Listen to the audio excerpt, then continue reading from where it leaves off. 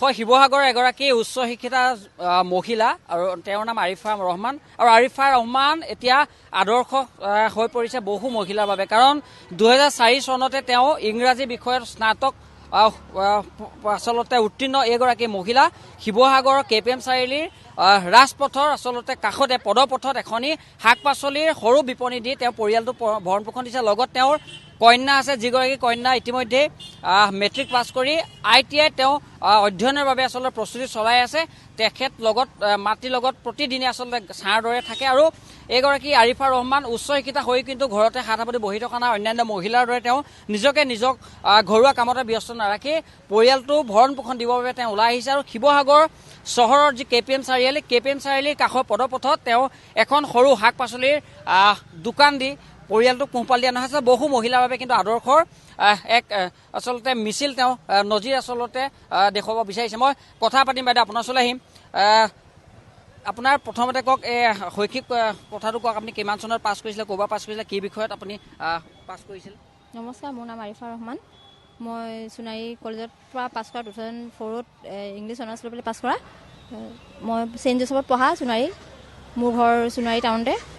মোৰ দেউতা নাই আৰু মই ইয়াত বিয়া সোমায়ো মই মোৰ মানুহজনে ভাল ছাকচেছফুল বিজনেছমেনে আছিলে। তেওঁ কিন্তু অসুখ হোৱাৰ কাৰণে তেওঁ মানে কমপ্লিট বডিটো মানে লাহে লাহে কাম নকৰা হৈ গ'ল। বহুত বেমাৰে আগুৰি ধৰিলে। 49 years হৈছিলেহে। তেওঁ 17 ছেপ্টেম্বৰ 2024 তেওঁ এক্সপায়াৰ হৈছে। এতিয়া আজি আৰু মই 40 দিনো ঘৰত নাথাকি মানুহজনৰ মোৰ দুজনী ছোৱালী, মই পঢ়াই থকা ছোৱালী দুজনী ডোন পাব্লিকত পঢ়ি আছে। মোৰ দুজনী ছোৱালী পঢ়ি আছিলে। ডাঙৰজনী এইবাৰ মেট্ৰিক পাছ কৰিলে।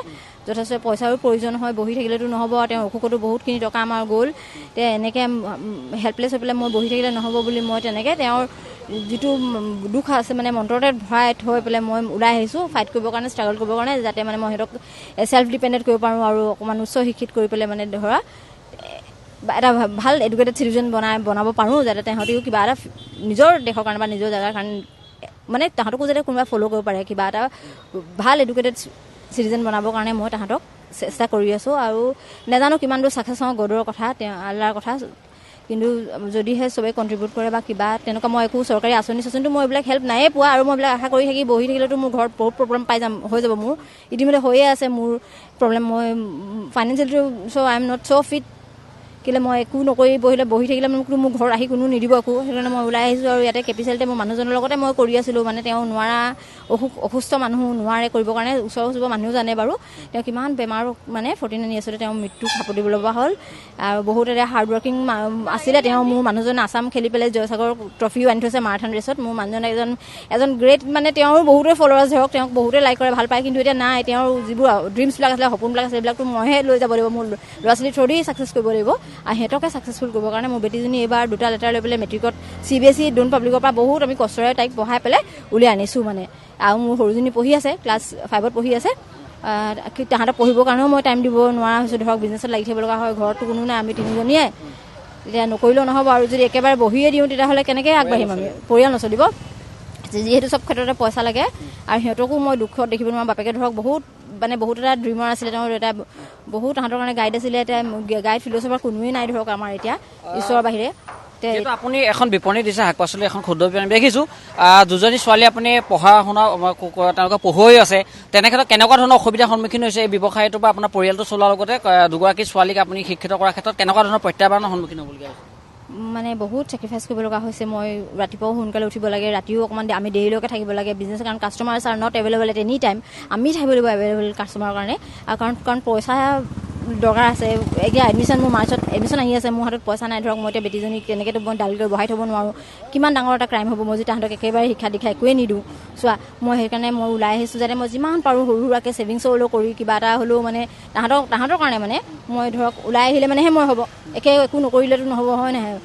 তাহাঁতৰ কাৰণে মানে মই বহুত কষ্টৰে মানে ৰাতি সেইবোৰত নাই। ৰাতি আমি শোৱাও দেৰি বাৰু। বেটীহঁতকো পঢ়াব লাগে। ডাঙৰ বেটীও মোৰ এতিয়া ছোৱালীজনী বহুত অসুস্থ হৈ গ'ল বাপেকৰ টেনশ্যনত। মানে তাইকো সেয়া বেমাৰে ধৰক তেওঁ তেনেকৈও তাই এতিয়া মোৰ লগত ওলাই আহিছে। মোক অকল ঘৰত থাকিলে কান্দি থাকে, বাপেকৰ কাৰণে মনত পৰি থাকে, বা নিজে এটা চব ষ্টুডেণ্টবিলাক স্কুললৈ গৈছে, তাই সেইটো মই দিব পৰা নাই। সেইটো কিমান মই তাই মানে এটা গিল্ট ফিল কৰিছে। মইতো কৰি আছোঁৱে গিল্ট ফিল ইয়াত বহি পেলাই। এতিয়া বাপেকটো থাকিলে ধৰক কিবা এটা fight কৰিলোহেঁতেন।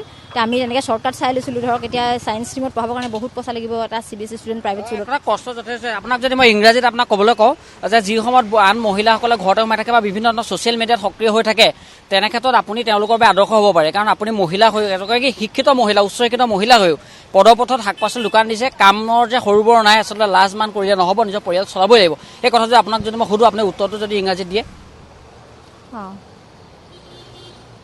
Work is not small or big, it does not define anything. Work is work. আৰু কি ক'ম আৰু মানে ৱৰ্ক ইজ গড বুলি ক'ম। আৰু everything depends on your hard work. Success always follows hard work, always follows success, and success comes through hard work. while only sitting in mobile and is not our duty. মই সেইটো নাভাবোঁ, এইটো ইমান important নহয় চাগে। মই বেটেণ্ডৰ পৰাই শুনি লওঁ কিবা এটা সুধিব, ইম্পৰ্টেণ্ট কথা শুনিব আছে যদি। কিন্তু মই এতিয়া যদি বহি থাকোঁ মোবাইলতে, ছ'চিয়েল মিডিয়াতে, সেই মিডিয়াতে ছ'চিয়েল মিডিয়াত বহি থাকিলে সিহঁতৰ ফিউচাৰটো জানো হ'ব ব্ৰাইট? বেলেগ কোনো মেজিকেল পাৱাৰ নাহে ন আমাক ফাইনেন্সিয়েলি ফিট কৰিবৰ কাৰণে। সিহঁতৰ যিবোৰ নিডছ আছে, সেই নিডছ এণ্ড ৱান্টছবিলাক ফুলফিল কৰিবৰ কাৰণে I have to work very hard for their bright future. So' please অকণমান কণ্ট্ৰিবিউট যদি কৰে আপোনালোকে, দেন থেংক ইউ। আৰু নকৰিলেও মানে তেতিয়া ইমান আপত্তি নাই, মই কৰি আছোঁ আৰু আই এম ট্ৰাইং। মই জাষ্ট ট্ৰাই কৰিবলৈ আহিছোঁ আৰু চেষ্টা কৰোঁচোন। চেষ্টা কৰিলে মানে কিজানি মই মোৰ ল'ৰা ছোৱালীখিনিক কেতিয়াবা ডাঙৰ মানুহ বনাবই পাৰোঁ। সেইটোৱে আৰু অনেক মহিলাৰ কাৰণে কিন্তু আদৰ্শ। মই কন্যা আছে, ডাঙৰ জীয়ৰী আছে। আপুনি হাইস্কুল শিক্ষান্ত পৰীক্ষা উত্তীৰ্ণ হ'ল, আমি গম পাইছোঁ। আপুনি ITIৰ বাবে প্ৰস্তুতি চলাই আছে। মাতৃৰ লগত আপুনি মাৰ লগত দোকানত থাকে, মাক সহযোগিতা আগবঢ়ায়। কেনেকুৱা লাগিছে আৰু কি ক'ব এই মুহূৰ্তত? কাৰণ মা আপোনালোকৰ বহুত মানুহৰ কাৰণে কিন্তু এতিয়া এটা আইডল হ'ব পাৰে। বৰ্তমান মানে ক'ব গ'লে মোৰ ফেমিলিটো ৰয়েল ফেমিলিৰ পৰা বিলং কৰে। পাপা বহুত বিজনেছ আৰু প্ৰপাৰ্টি আছিলে।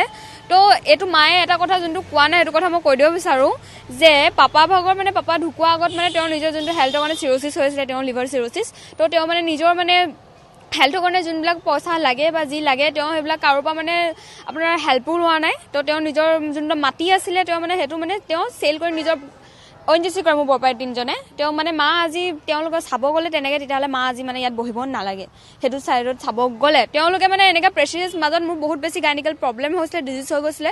তো মানে মোৰ মানে বহুত বেছি অভাৰ ব্লিডিং হৈ গৈছিলে, গাইনিকেল প্ৰব্লেম হৈ গৈছিলে। তো মায়ে মানে তেওঁলোকক ফোন কৰি ক'লে যে মানে দাদা মোৰ ছোৱালীজনী এনেকুৱা হৈছে, আপোনালোকে প্লিজ অকণমান মানে যি হ'লেও অকণ হেল্প কৰিব পাৰে যদি কৰক, তেতিয়া তাইক মানে মই লৈ যাম। কেলেকি মানে মোৰ লাইফটো বহুত ডেঞ্জাৰত হৈ গৈছিলে অভাৰ ব্লিডিং হোৱাৰ কাৰণে। তো পাপা ঢুকোৱাৰ পিছত দেন কি কৰিলে, তাহাঁতি নল'লে, দেন সিহঁতি একো হেল্পো নকৰিলে। তাহাঁতি মানে তাৰপিছত সিহঁতি ফেক নিউজেছ মানে পিপলবিলাক মানে পেলাইছে যে গাঁৱত যে কৈছে যে ডেট দে হেভ মানে তাহাঁতি মানে 3,000কৈ পাৰ পাৰ্চনে দিছে বুলি। এইটো ট'টেলি ফেক নিউজ হয়। এইটো মানে গোটেই নিউজবিলাকে চালেও মই এইটো কমেই যে তাহাঁতি ফেক হয়। পাপা যোনটো মাটি তেওঁলোকক বিকিছিলে, পাপা ঢুকোৱাৰ পিছতেই মাটি পইচাটো তাহাঁতি মানে কি 5 lakhৰ ওপৰত পইচা একো নিদিলে, অকল 30,000 40,000 দিলে, পেড কৰিলে টাকা। আৰু পাপা যে ঢুকালে, পাপাক ক'লে কি লেক অফ মেডিচিনছ, আৰু লেক অফ মেডিচিনছ অকল ককায়েকে পইচাটো পেড নকৰিলে কাৰণে হ'ল। কি ক'ব, মাতৃ এতিয়া আপোনালোকক পঢ়ুৱাই আছে। আপোনাৰ ভণ্টি কিহত পঢ়ে? ভণ্টি ক্লাছ 5ত পঢ়ে। তো মা মানে আগৰ পৰাই নিজে মানে তেওঁ বহুত এম্বিচিয়াছ থকা ওমেন হয়। তো তেওঁ মানে নিজে ৱৰ্কবিলাক কৰি বহুত ভাল পায়, নিজে মানে ইণ্ডিপেণ্ডেণ্ট হ'ব বিচাৰে। আগৰ পৰাই তেওঁ টিউশ্যনছ কৰিছিলে, তেওঁ আৰু ক'ৰবাত জবো পাইছিলে। খালি মানে পাপা কি হ'ল, হেল্থ কণ্ডিশ্যনটো বেয়া হৈ থাকে। তো মায়ে মানে পাপাক টাইম দিব লাগে। তো পাপাই ইয়াত বিজনেছ কৰিছে, তেওঁ চেণ্ট্ৰেল মাৰ্কেটতো বিজনেছ কৰিছে পাপাই হেল্থ কণ্ডিশ্যনটো বহুত ৱৰ্ষ্ট হৈ গ'ল কাৰণে তেওঁ ইয়াত গুচি আহিলে, তাৰপৰা নোৱাৰিলে। দেন ইয়াত বহিছিলে। মায়ে তাৰপিছত ক'লে কি মই আপোনাৰ লগতে থাকিম, আপোনাৰ ছাপৰ্টাৰ বনি, এণ্ড দেন মই আপোনাক হেল্পো কৰিম চেলিং কৰিবলৈ কাৰণে। দেন দুজনে মিলি ইয়াতে আছিলে। তাৰপিছত পাপা 17 তাৰিখে ছেপ্টেম্বৰ 7ত ঢুকালে। তাৰপিছত এতিয়া মানে মেইন কেছটো এইটো হৈ গ'ল যে মানে মা মানে ইয়াত বহিবলগীয়া অৱস্থা নাছিলে।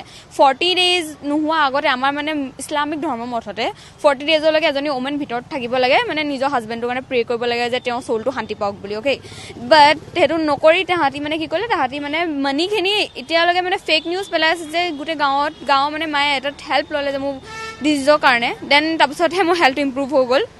মোৰ হেল্থ চাৰ্টিফিকেটছবিলাকো আছে। মেণ্টেলি মানে পাপাক আহি মেণ্টেলি এজনী মানে ছোৱালী থকা বাপেকক ছোৱালীৰ বিষয়ে মানে বদনাম কৰিবলৈ কাৰণে বহুত ইজিলি হয় তো মানে ছোৱালী মানে ইজ্জতৰ দাগ লাগিলেতো চবফালে প্ৰেচিডেণ্ট ইছ্যু হৈ যায়। তো মানে পাপাক আহি মেলি মানে ডক্টৰে কৈছিলে যে সেই পেচেণ্টজনক টেনশ্যন নিদিব। তেওঁ নিজৰ ককায়েকে আহি নিজে টেনশ্যন দিলে, কথাখিনি তেনেকৈ ক'লে দেন তাৰপিছত তেওঁ মানে বহুত টেনশ্যন হৈ তাৰপিছত তেওঁ চিৰচিছ অভাৰ হৈ গ'ল তেওঁ কি ক'লে বেছি টেনশ্যনৰ কাৰণে ড্ৰিংকছ কৰিলে ডক্টৰে ড্ৰিংকছ কৰিব মানে কৈছিলে তেওঁ ড্ৰিংকছ কৰি দিলে যে তেওঁ মানে টেনশ্যনত পাই ড্ৰিংকছ কৰি দিলে তাৰপিছত তেওঁ অভাৰ চিৰচিছ হৈ গ'ল তাৰপিছত তেওঁৰ ডেথ হৈ গ'ল এগৰাকী হৈছে আৰিফাৰ যথেষ্ট তেওঁ ঘাত প্ৰতিঘাত আছে জীৱনৰ সৈতে তেওঁ সংঘৰ্ষ আছে সংঘাত আছে আৰু তাৰপিছত তেওঁ হাতত আচলতে হাত ৰাখি তেওঁ বহি থকা নাই হাত সাৱটি বহি থকা নাই নিজকে আচলতে এটা অন্যান্য সংস্থাপনতকৈ আচলতে তেওঁ নিজৰ পৰিয়ালটোক পোহপাল দিবৰ কাৰণে বাছি লৈছে পদপথত এখনি শাক পাচলিৰ সৰু আচলতে সৰু এখন বিপণী বুলি ক'ব লাগিব সেই বিপণীখনৰ যোগেদি তেওঁ যি দুটকা আচলতে আৰ্জন কৰে সেই আৰ্জন কৰা দুটকাৰে নিজৰ পৰিয়ালটোক পোহপাল দিয়া নহয় নিজৰ দুগৰাকীকৈ কন্যাক উচ্চ শিক্ষিত কৰাৰ স্বপ্ন বান্ধি ৰাখিছে আৰু এইগৰাকী আৰিফা ৰহমান বহু মহিলাৰ বাবে আদৰ্শ হৈ পৰিছে যি সময়ত অন্যান্য মহিলাক লৈ সততে বিভিন্ন ধৰণৰ প্ৰশ্ন উঠা যায় বিভিন্ন মহিলাক লৈ আচলতে ছ'চিয়েল মিডিয়াত সৰব হৈ থকা মহিলাসকলক আঙুলি টোৱা হয় তেনে ক্ষেত্ৰত এই আৰিফা ৰহমান ব্যতিক্ৰম ৰূপত এইটো কাৰণে আচলতে ব্যতিক্ৰমী বুলি ক'ব লাগিব কাৰণ ইংৰাজীত অনাৰ্ছ লৈ তেওঁ স্নাতক উত্তীৰ্ণ আৰু 2004 চনত সোণাৰী মহাবিদ্যালয়ৰ পৰা তেওঁ স্নাতক উত্তীৰ্ণ হোৱাৰ পাছতো কিন্তু নিজৰ স্বামী ঢুকোৱাৰ পাছত তেওঁ পৰিয়ালৰ সমস্ত দায়িত্ব মূৰ পাতি ল'বলগীয়া হৈছে আৰু এনেকৈয়ে শিৱসাগৰ চহৰৰ পদপথত KPM চাৰিআলিৰ ঠিক কাষতে লাগি থকা পদপথত তেওঁ সৰু আচলতে শাক পাচলি ব্যৱসায় কৰি নিজৰ পৰিয়ালটোক পোহপাল দিয়াই নহয় নিজৰ দুগৰাকীকৈ কন্যাক উচ্চ শিক্ষিত কৰাৰ সপোন বান্ধি ৰাখিছে লগতে অন্যান্য যিসকল মহিলা আছে সকলোলৈকে তেওঁ এটা বাৰ্তা দিব বিচাৰিছে আমি উচ্চ শিক্ষিতা হৈও আমি ব্যৱসায় কৰি খাব পাৰোঁ আমি আচলতে যি আত্মভিমান সেই আত্মভিমান আচলতে তেওঁ জীয়াই ৰাখিব পাৰোঁ আৰু এনেকৈ আমি স্বাৱলম্বী হ'ব পাৰোঁ আৰিফা ৰহমান এইসকল মহিলাৰ বাবে কিন্তু এতিয়া এক আদৰ্শ হিচাপে পৰিগণিত হৈছে